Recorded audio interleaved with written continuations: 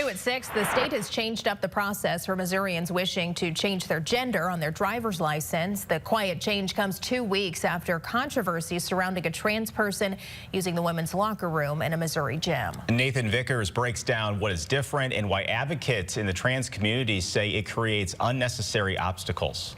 Previously, the Department of Revenue required a form filled out along with a doctor's signature to change a gender marker on a person's driver's license. Now the new process is more complex. It's been 2 weeks since demonstrators gathered to protest Eris Montano's use of the women's locker room at the Lifetime Gym in Ellisville.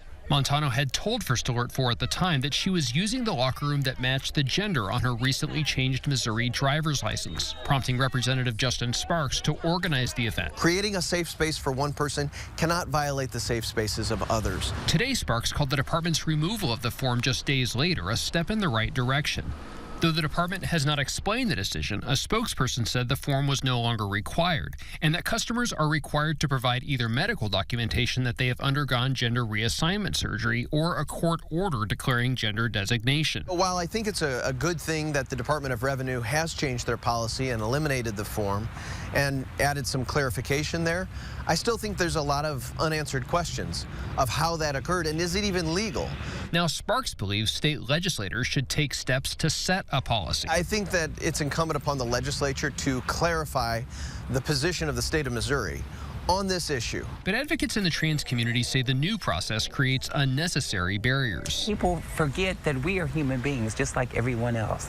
Most trans people are just trying to live their lives. Jordan Braxton believes the process should not involve surgery or a judge. What constitutes proof of surgery? It's a whole spectrum of how a person can transition, and when you want to narrow it down to these two things or put restrictions on it, then you're trying to fit everyone into a box, and that's not how our community is.